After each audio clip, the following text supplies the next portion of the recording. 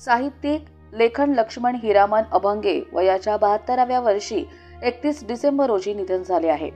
लक्ष्मण तथा बंधू अभंगे यांची शोकसभा भडवळ गावातील सुभाषनगरमध्ये आयोजित केली होती। त्यावेळी केंद्रीय सामाजिक न्याय मंत्री नामदार रामदास आठवले यांनी बोलताना माझ्या विचाराचा माणूस केला असल्याची भावना व्यक्त केली। अभंगे हे आंबेडकरी चळवळीला वाहून घेतलेले कार्यकर्ते होते आणि त्यांचे रिपब्लिकन पक्षासाठी योगदान मी विसरू शकणार नाही। पॅन्थरच्या माध्यमातून गावागावात जाऊन सामाजिक सलोखा ठेवण्यासाठी अभंगे यांची धडपड असायची आणि त्यामुळे इतर समाजामध्ये देखील त्यांच्या सामंजस्य ठेवण्याच्या भूमिकेला सन्मान दिला जात होता।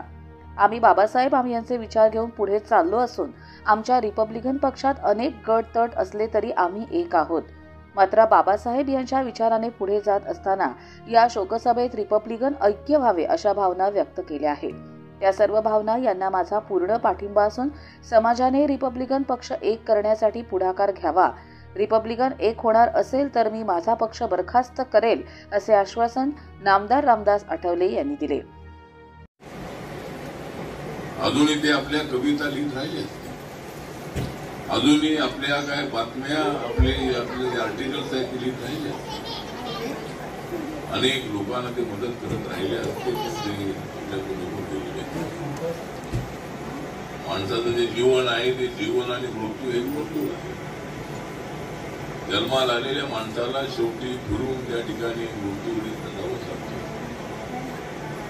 आणि लक्ष्मण अभंगे यांचं जे कुटुंब आहे,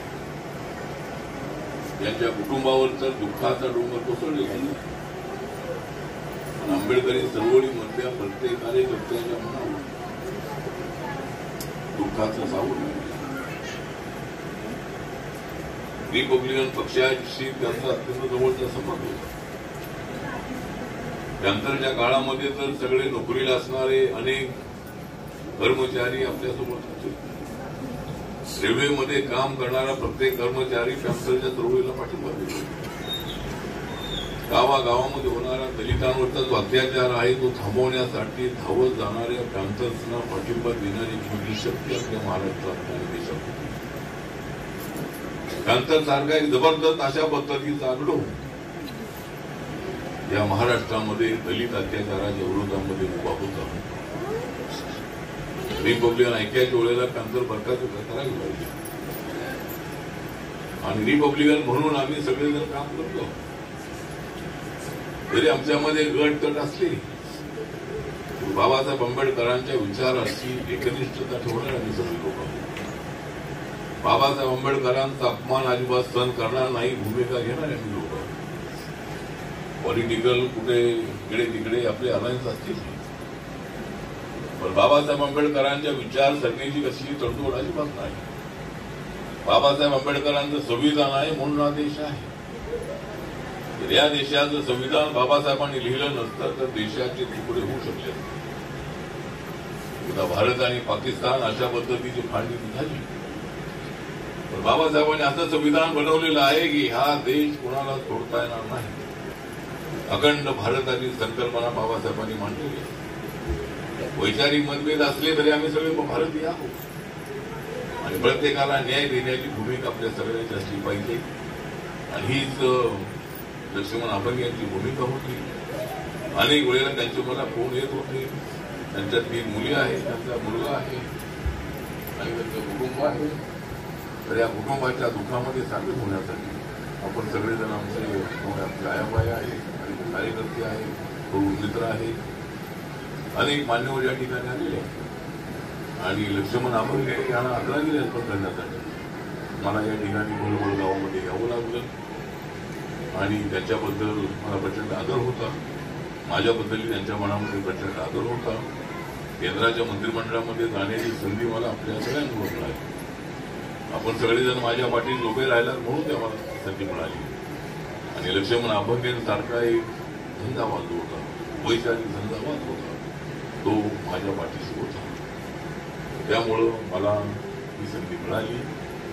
आज या ठिकाणी आपण सगळे दुःख शांत करणारे लक्ष्मण अभंगे यांना आदरांजली अर्पण करण्यासाठी आलेलो आहोत। त्यांना आदरांजली आपण अर्पण करायची आहे। त्याची आठवणी मात्र आपल्याला जीवन ठेवायची आहे। जरी लक्ष्मण अभंगे गेले असले तरी ते आपल्यामध्ये सातत्याने जिवंत असतील. त्यांच्या कविता आहेत, त्यांनी लिहिलेली आर्टिकल्स आहेत, त्यांच्या आठवणी आहेत, ते आपल्या मनामध्ये कायम राहणार आहेत. आणि म्हणून आज इथे आपण सगळे मोठ्या संख्येनं या ठिकाणी आलेले आहात. आमच्या मॅडमने सांगितलं की सगळ्या रिपब्लिकन पक्षाच्या लोकांनी एकत्र आलं पाहिजे. तर एकत्र सगळे येत असतील तर माझी तर तयारी आहे. पण आम्ही ठीक आहे, म्हणजे एकत्र सगळे आले तर माझी तर तयारी आहे. पण आम्ही एकत्र राहत नाही अशा पद्धतीची परिस्थिती आहे. त्यामुळे एकत्र आपण आलं पाहिजे. जेवढ्या रिपब्लिकन पक्ष एकत्र येईल तेवढ्याला माझ्याकडे प्रकाश करून नक्कीच त्यामध्ये सामील होईल. ही सरी त्यांना ठरेल. या शोकसभेचे अध्यक्ष म्हणून नागपूर येथील साहित्यिक मिलिंद धर्मा जाधव यांनी काम पाहिले, तर सूत्रसंचालन राहुल हांडोरे यांनी केले. सुरुवातीला बुद्धवंदना आणि विधी संजय शिंदे यांनी केले. माजी आमदार सुरेश लाड, आरपीआयचे नरेंद्र गायकवाड, राहुल डाळिंबकर, भारत आर्मीचे सिद्धार्थ सदावर्ते तसंच बागुल गुरुजी, रमेश खैरे यांनी शोक व्यक्त करणारी भाषणे केली. कर्जत लाईव्हसाठी महेश भगत, नेरळ.